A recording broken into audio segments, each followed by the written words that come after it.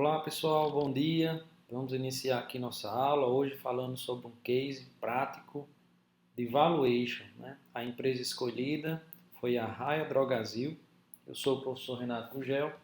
Vamos iniciar aqui então a nossa aula. Eu pedi na atividade que vocês fizessem três coisas, tá? Uma ficha de identificação, o valuation, que aí a gente vai precisar calcular o WACC e o fluxo de caixa descontado. E a última avaliação seria uma avaliação por múltiplos, tá? Já já eu vou falar especificamente sobre cada uma delas. Então, nessa primeira página eu peço que vocês façam uma breve descrição. Eu peguei aqui, entrei lá no RI da empresa, tá? Da Raia Drogasil, então ele tem todos esses produtos aqui que ela negocia e vende nos seus canais. Peguei a história da companhia, tá? Então é um pequeno resumo. Não esqueçam de colocar os nomes aqui dos componentes do grupo. Então vamos iniciar o nosso cálculo do fluxo de caixa descontado. Como eu já falei, a gente inicia pelo cálculo do WACC, né? O nosso primeiro passo, então, é isso. Como eu falei nas aulas, a gente tem que adotar algumas premissas antes de fazer qualquer valuation. Então, as premissas que eu adotei nesse relatório, né, vocês são livres aí para adotarem, vocês são livres para adotar as premissas que vocês acharem mais realistas, tá? Para o caso de vocês. No caso, o que é que a gente vai precisar? A gente vai precisar, esse é o cálculo do valuation, né, do WACC, desculpa. E aí a gente precisa dessas informações. WACC é o custo médio ponderado de capital. Eu vou precisar do custo do capital próprio e do custo de capital terceiros. Essa divisão aqui é apenas a divisão proporcional do que eu tenho de PL em relação à dívida mais PL e do que eu tenho de dívida em relação à dívida mais PL. Vem de equity, tá? Então, as premissas que eu adotei nessa análise, né, é que para calcular o KE a gente vai precisar definir, tá, uma metodologia para achar o custo do capital próprio. Afinal, tem um custo do capital próprio. E aí a metodologia que a gente está adotando é o CAPM, tá? É um método de avaliação de títulos de mercado. E o KE é calculado da seguinte forma: RF, que é a taxa livre de risco, mais o beta, que eu já expliquei para vocês, vezes o retorno esperado de mercado menos a taxa livre de risco. Então veja, aqui a gente já tem que usar algumas informações definidas na premissa. Então vamos lá, quais foram as minhas premissas? Primeiro que eu vou utilizar o CAPM para calcular o retorno esperado do mercado. Tá? A taxa livre de risco que eu utilizei foi justamente o Tesouro IPCA 2035. É uma taxa de longo prazo, geralmente a gente considera pelo menos algum título do Tesouro, né, Nacional, de próximo aí a 10 anos ou mais, um pouco. Tá? Então o Tesouro IPCA 2035 está aqui um título equivalente para a gente. Ele está pagando hoje a taxa de 5,7 mais IPCA. Tá? E a fonte está aqui, o Tesouro Direto. Não esqueçam de colocar no de vocês a fonte. Para nosso cálculo aqui, a gente utilizou o IPCA. Tá? Como o título é 5,7 mais IPCA, eu tenho que dizer qual é o IPCA que eu vou considerar nessa análise.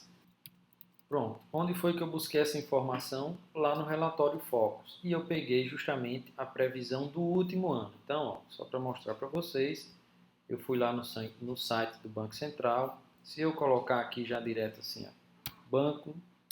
ó, relatório Focus, BC, que é Banco Central. Então, ele já vai dar o link diretamente aqui do relatório Focus. Você já baixa e já faz a sua análise. Tá? Então,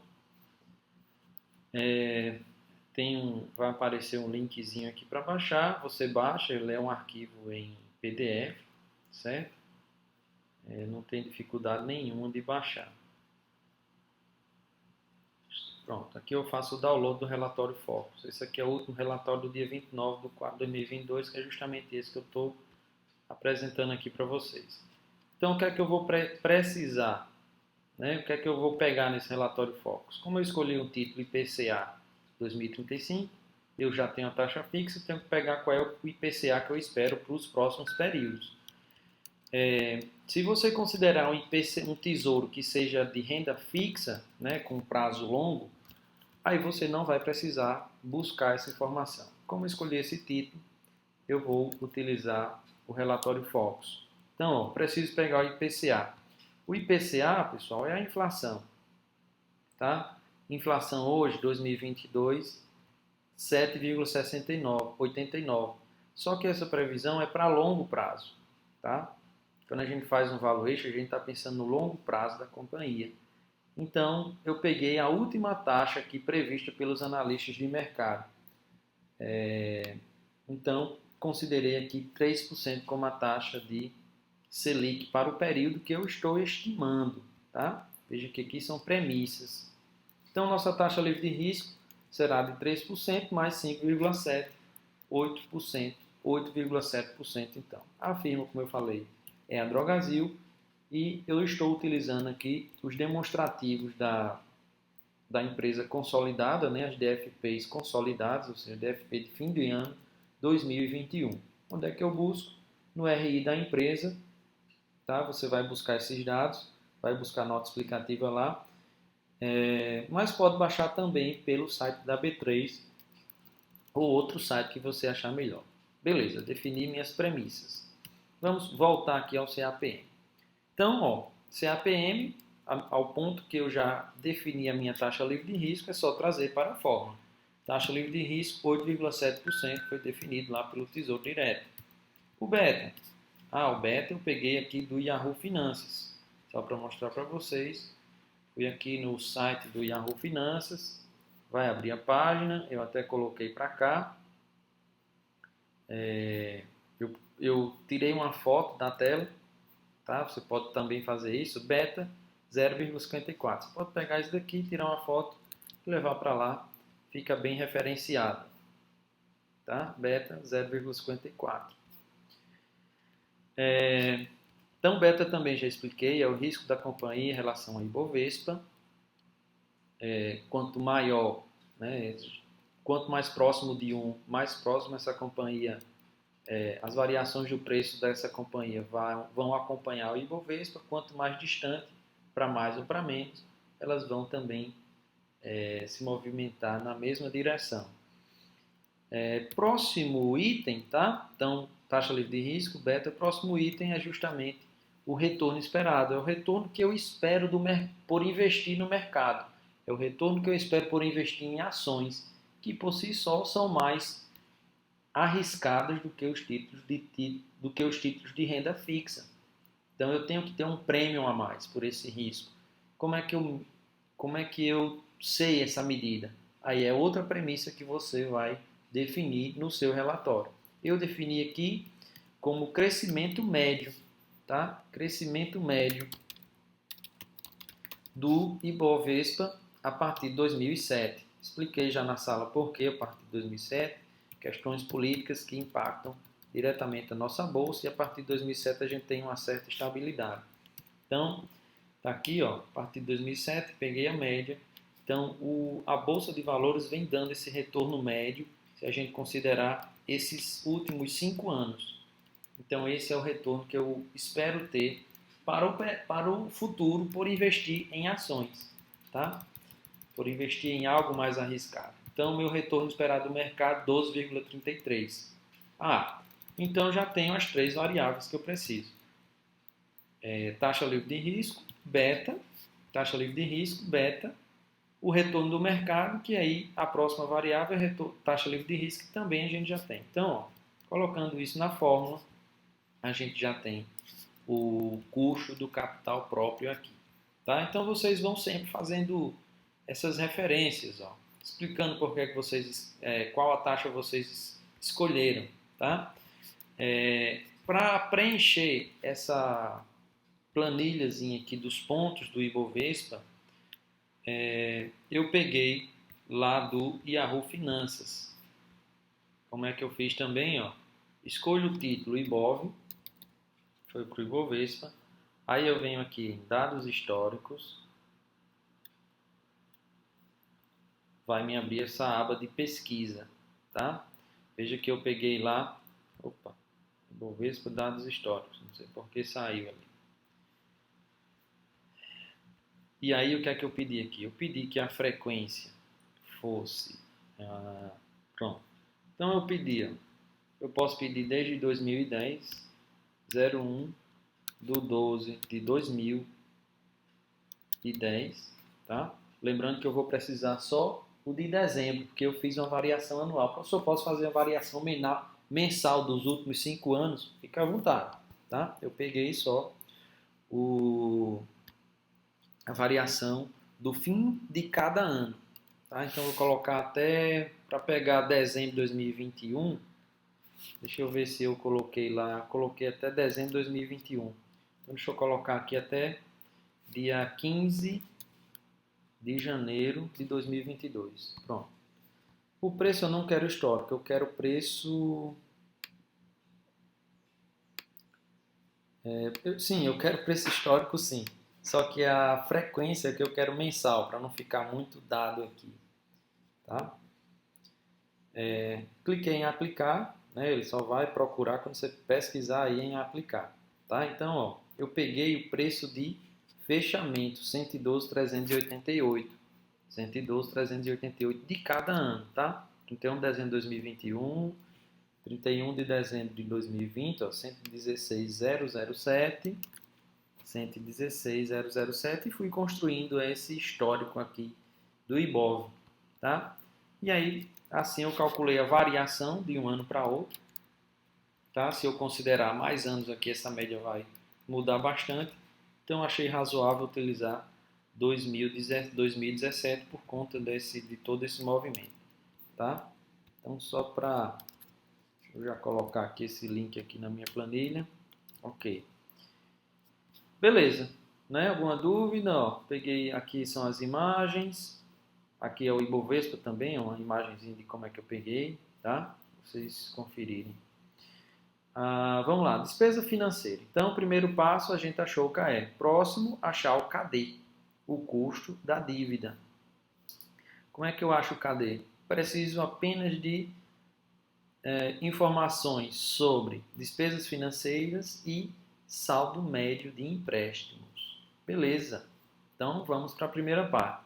Despesa financeira, lembrando que é sempre líquido do imposto de renda. Já expliquei na sala. A lógica é que quando a gente tem uma despesa financeira, por ela ser uma despesa dedutível, o fato de ter despesa financeira numa empresa faz com que ela tenha uma economia no imposto de renda, no pagamento do imposto de renda, em comparação às empresas que não têm despesas financeiras com juros sobre empréstimos, por exemplo. Tá? Então, são despesas dedutíveis, e por ser despesas dedutíveis, isso reduz o imposto a pagar da companhia. Então, quando a gente considera despesa financeira líquida, a gente está considerando também já o efeito desse benefício da dedução do imposto de renda. Então, a empresa vai pagar menos por ter despesa financeira, só resumindo. Como é que eu fiz, então? A gente tem lá na DRE, tá, a continha de... deixa eu mostrar aqui para vocês agora a nota explicativa da Raia Drogasil na parte da DRE. Então, foi o que eu fiz aqui. Vamos lá na DRE. Pronto, vou explicar para vocês como é que vocês vão baixar a nota explicativa da Raia. Então, vocês vão colocar aqui a empresa de vocês, Raia Drogasil.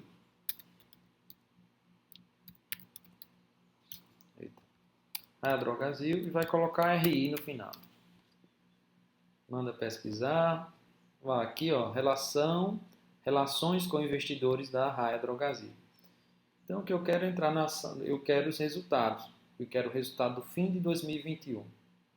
Então, ó, geralmente todo site tem um central de resultados. Eu quero resultados do quarto trimestre. Então, pode estar em outro lugar no site, tá? Então, é só você procurar. E eu quero resultados DFP, tá? Demonstração financeira patrimonial do quarto trimestre de 2021. Então, é essa que vocês vão ter que pegar. Aqui tem o ano completo de 2021. Pronto, então vai vir um arquivo para você baixar. Esse arquivo eu já tenho baixado, eu não vou baixar novamente, tá? Então, tá aqui o arquivo, tá? Nota explicativa, DFP de 31/12/2021. Então, só para mostrar para vocês que se a gente for diretamente, veja que a primeira parte aqui são as DFs, demonstrações financeiras individuais. A gente quer a demonstração consolidada. Também expliquei na sala, né? A diferença disso. Então, consolidada, eu tenho o balanço. Se a gente está atrás de despesa financeira, a gente vai na DRE. Na DRE, se a gente for pegar a DRE, ó, a gente só tem a continha, a gente tem a conta de resultado financeiro e receitas financeiras e despesas financeiras, né? Receitas positivas, despesas financeiras de forma negativa, tá? Professor, então eu vou pegar esse total aqui como despesa financeira, eu recomendo que não, tá? Vou mostrar por que agora. Se vocês baixarem o relatório, vocês vão encontrar o detalhamento da nota explicativa, tá? Então, a gente vai ter que buscar aqui o detalhamento da despesa financeira. Aqui ainda é a apresentação dos dados, que a empresa coloca aqui no meio, até chegar à nota explicativa propriamente dita, tá? Aqui, pronto, aqui a nota explicativa propriamente dita, o índice, tá? Ali é só o relatório da administração primeiro. A gente tem aqui o índice, e o que é que eu vou buscar nesse índice aqui? Ó? Veja que tem códigos, né? Toda nota explicativa tem códigos.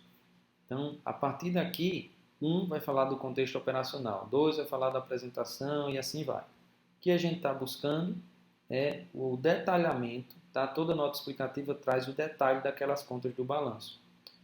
O que a gente vai precisar buscar é justamente o ponto, né, o item 23, que fala sobre o resultado financeiro. Então vamos lá, essa página não vai bater porque eles colocaram relatórios antes, então é um documento completo. Então vamos aqui no item 23. Então vamos baixando, tá? Só para vocês verem como é o documento, que o documento é grande mesmo. Vamos ver que item estamos agora. Ó, estamos no 14, né? Apareceu ali embaixo. 15, que itens estamos no 16, ó. E a gente quer o 23, né? Então vamos baixar mais.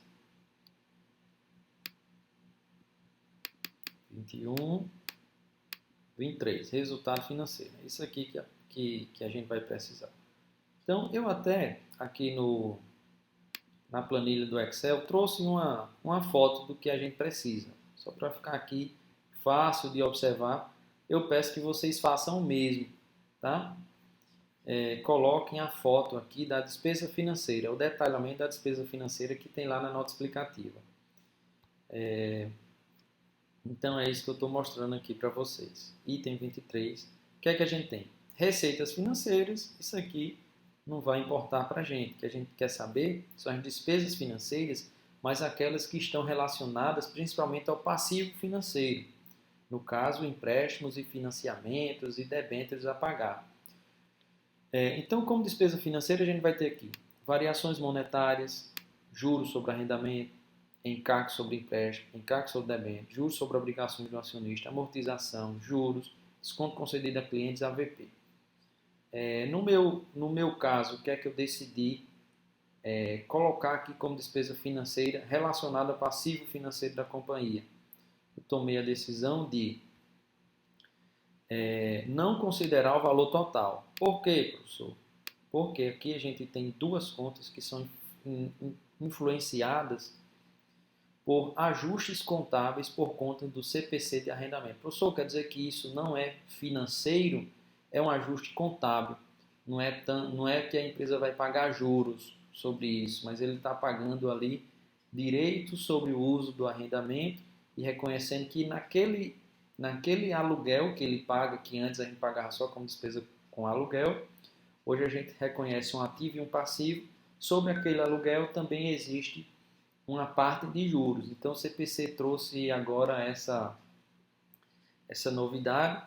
E assim, antes, só para justificando por quê, as normas internacionais fizeram isso, é que antes a gente não tinha noção de quanto a empresa tinha contratado de aluguel. Então muitas empresas têm aluguéis altíssimos e que essa dívida, né, não aparecia quando a gente reconhecia somente a despesa com aluguel.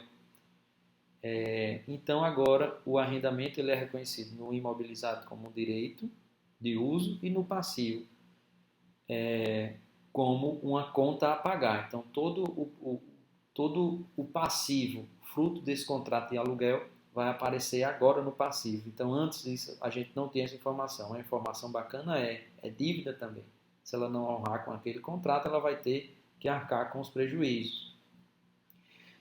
Só que, para efeito financeiro, eu não considero muito justo considerar incluir o arrendamento como despesa financeira quando a gente está projetando o futuro, tá? Porque a gente vai fazer uma relação com juros e empréstimos, já que arrendamento não, eu considero ele muito mais operacional do que mesmo financeiro, eu optei por excluir. Professor, eu posso fazer considerando toda a despesa financeira que tem lá no passivo? Eu vou explicar para vocês lá no fluxo de caixa que a gente no passivo a gente vai separar as contas operacionais e financeiras. Professor, eu posso considerar todo o passivo financeiro e dividir pelo total das despesas financeiras? Pode ser também, é uma alternativa. Eu não testei isso. Eu gosto de ir no detalhe e excluir o arrendamento por eu achar que ele tem um efeito muito grande nas despesas financeiras e que ele assim tem mais uma relação com as atividades operacionais da companhia do que mesmo com as atividades financeiras, tá? Então o que foi que eu fiz? Peguei aqui na nota explicativa, tá? E considerei, ó, se eu considerar dezembro de 2021, veja que eu estou no demonstrativo consolidado, tá? Aqui lá na nota explicativa vai aparecer assim, ó, controladora, consolidado. Tá? Então, por isso que eu estou nesse dezembro de 2021 e não nesse. Então, é controladora, consolidada. Estou no consolidado de dezembro de 2021. Voltando para a planilha. Então, eu optei por pegar o total das despesas, tá? Ó, 459.226 e vou excluir dessa despesa, tá? O valor dos juros sobre arrendamento, e esse AVP também é um efeito do arrendamento, tá? Então eu tirei também o AVP. No total a gente fica com a despesa financeira total menos o arrendamento e menos o ajuste, né? Menos os juros do arrendamento. Juros sobre arrendamentos e menos o AVP, eu vou ficar com a despesa financeira total de 103 mil. Tá? Isso é o que eu considero despesa financeira relacionada a dívidas. Veja que a gente tem nesses outros que ficaram no cálculo. Né? As variações monetárias pode ter sim, pode ter algum empréstimo em moeda estrangeira.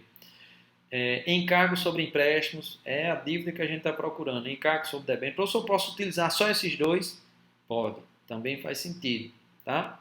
Mas eu optei por utilizar o completo, porque no balanço a gente vai ver que tem no passivo,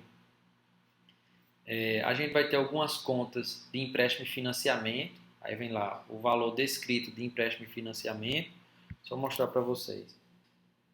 E lá dentro daquela empréstimo e financiamento a gente tem umas contas que eles chamam assim, outras contas que a gente não sabe o detalhe. Para saber o detalhe a gente teria que ir na nota explicativa. Como eu não fui para esse nível de detalhe, tá? Por exemplo, se eu pegar aqui o passivo, ó, a gente tem empréstimos, empréstimo internacional, debêntures, outras obrigações. Então, essas outras obrigações, elas podem ficar, elas estão descritas, né? O que foi de juros que teve dessas outras obrigações, elas estarão descritas mais ou menos aqui. Então, esses outros encargos também fazem parte da dívida. Tá? Então, eu tirei apenas o arrendamento por achar que eles são mais voltados para o operacional do que para o financeiro. Então, as outras contas que a gente ainda tem, juros sobre obrigação com acionista de controladora, é financeiro. Tá? Juros em encargo de taxa e taxas bancárias, é financeiro. Tá? Então, acho que as contas que ficaram aqui no cálculo, né, eu excluí só essas duas, acho que fazem parte, né, se aproximam muito mais do financeiro do que mesmo operacional. Então, só para mostrar para vocês o impacto de considerar ou não com arrendamento ou sem, né, eu fiz aqui o cálculo só para vocês verem. Se eu considerar a despesa financeira com arrendamento, eu vou considerar o total da conta, né, os 459.226. Sem arrendamento, eu estou considerando já essa continha aqui que a gente fez. Tá?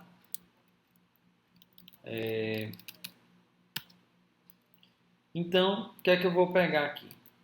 Para achar aquele benefício que eu falei para vocês da redução do valor do imposto de renda a pagar por ter despesa financeira, a gente acha dessa forma. Despesa financeira dividido por 1 mais 34%. 34% representa, então, a alíquota do imposto de renda. Tá? E ICSLL, mais aquele adicional. Tá? Então, 34% é isso. Então, divido o valor da despesa por 1,34, eu vou ter, ó, veja que é um valor menor. Então, tirando o benefício do imposto a menor que eu vou pagar por ter despesa, minha despesa financeira líquida do imposto de renda, posso até chamar ICSLL, é esse valor aqui. ICSLL é esse valor aqui se eu considerar sem arrendamento. Beleza. Então, voltando para a fórmula, a gente tem que calcular despesas financeiras líquidas do imposto de renda. Ok, fizemos, de 2021. E agora a gente precisa, para achar o saldo médio de empréstimos. Então, o que é que eu vou fazer? Eu fui aqui na DF consolidada, tá? Também, para pegar o mesmo valor.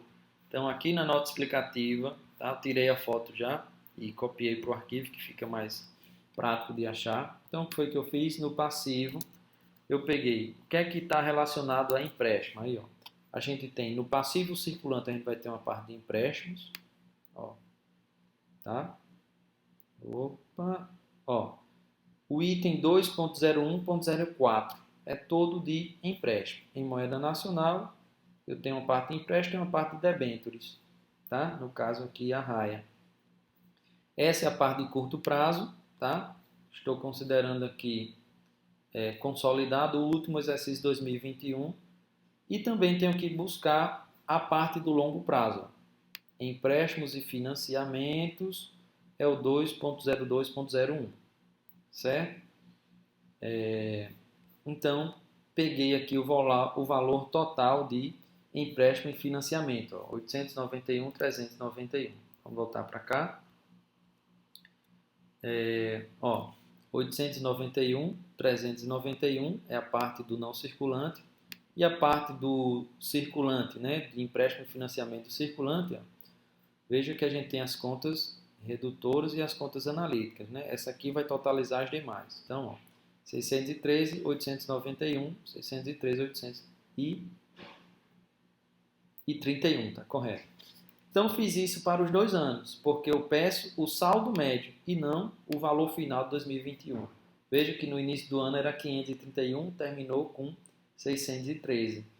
E no longo prazo era 1 milhão e terminou com 891 em 2021. Então, a lógica aqui é, para calcular a variação, eu tenho que ter o ano anterior. Então, como é que eu calculo o saldo médio? Peguei circulante e não circulante, somei 2021 e para 2022. Para achar o saldo médio, esse mais esse dividido por 2, ou simplesmente a fórmulazinha de média, esses dois campos, você vai chegar no mesmo valor. Beleza. A lógica do saldo médio também já expliquei em sala, é que veja que essas despesas anuais que a gente tem o total do ano estão relacionadas a esse saldo de empréstimo que eu tinha no início do ano e que eu terminei no final do ano. Tá? Então, a forma de amenizar, não considerar nem o total do início nem o total do final, é fazer a média. Isso é uma prática dos cálculos dos indicadores. De todos os indicadores contábeis, geralmente a gente, quando utiliza um item da DRE em relação a algum item do balanço patrimonial, tá? A gente vai ter essa utilização de saldo médio de empréstimo. Ou saldo médio, né? Quer dizer, no caso aqui foi empréstimo. Feito isso, a gente já consegue calcular o KD. Ó. E aí eu separei. Se eu considerar sem arrendamento, os 77.113 que veio daqui, ó, a gente calculou 77.113.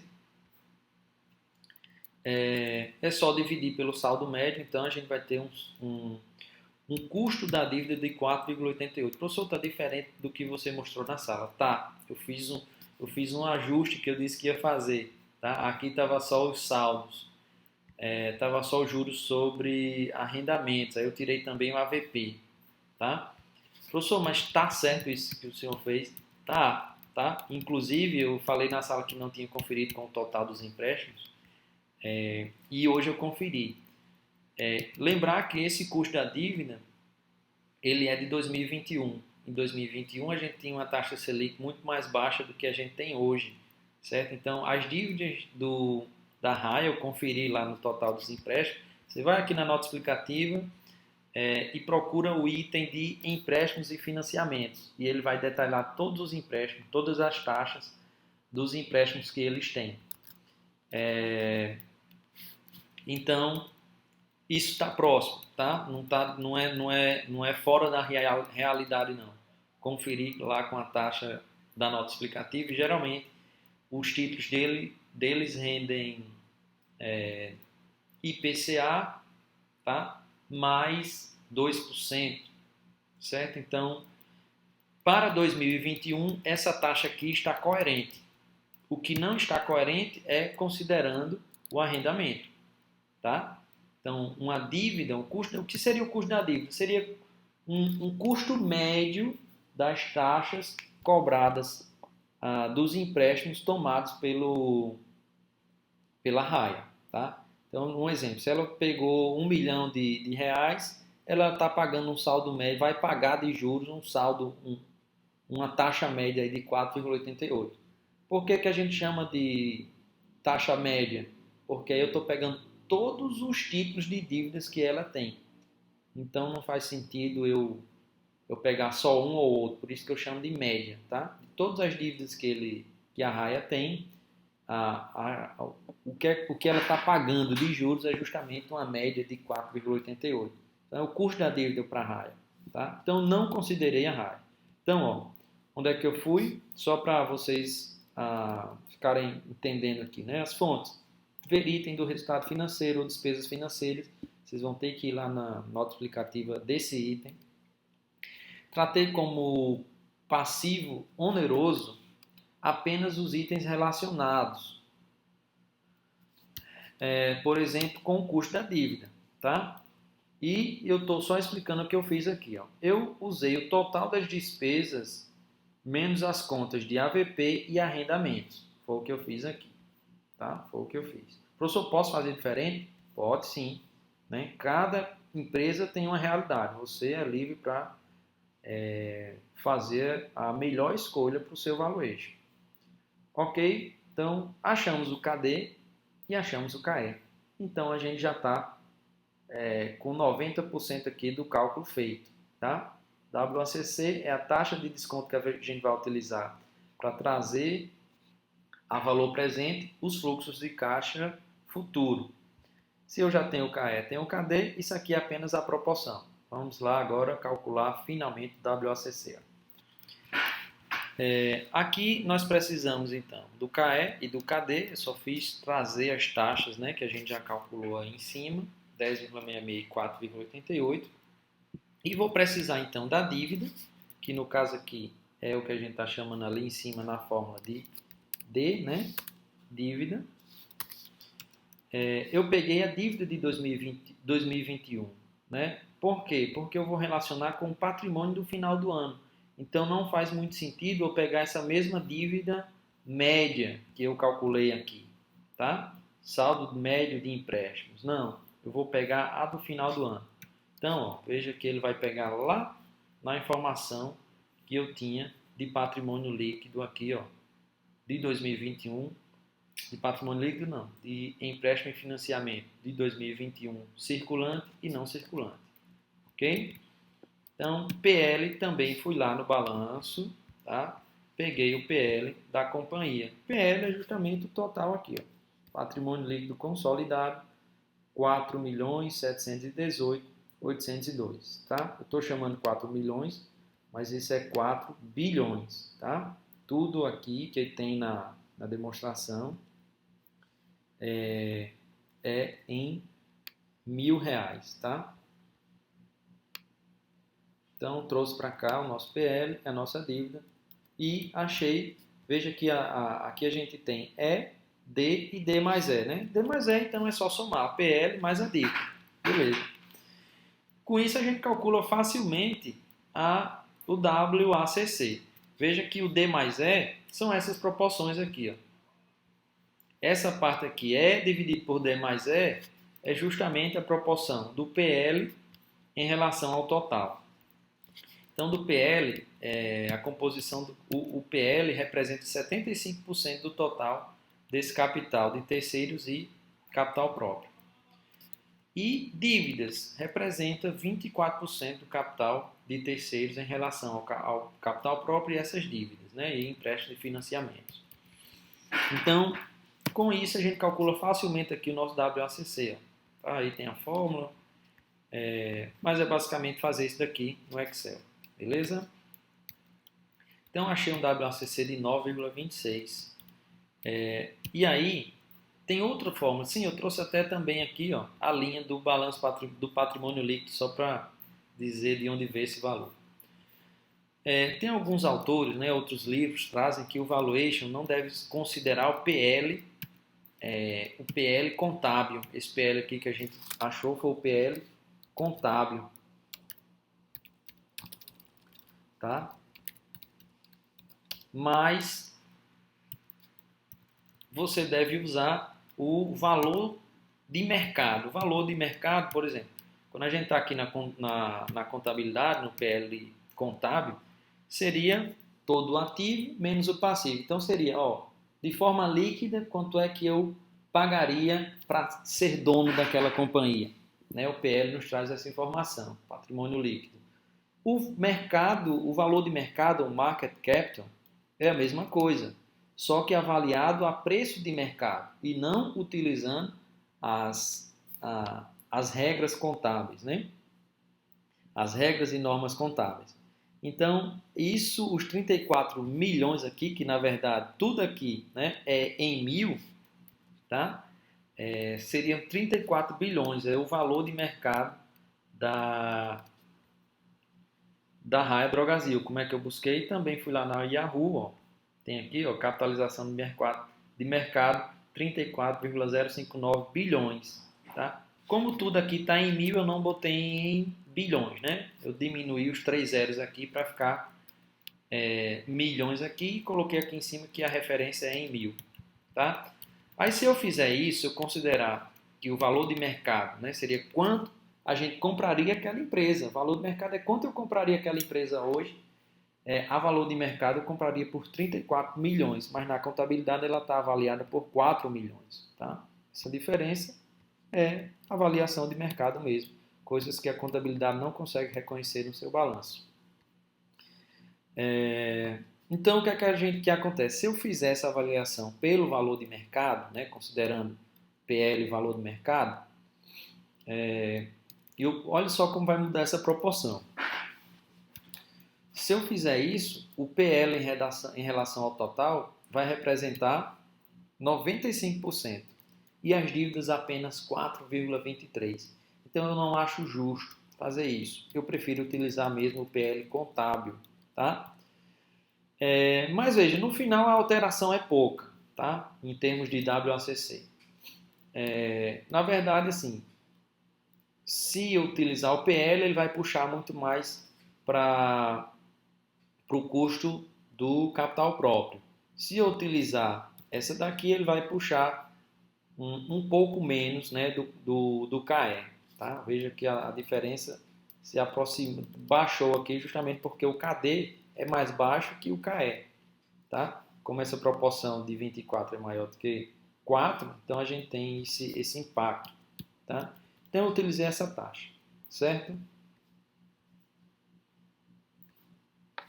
Beleza então, pessoal. No próximo vídeo eu vou mostrar como calcular o fluxo de caixa descontado, né? Utilizando essas informações aqui do WACC.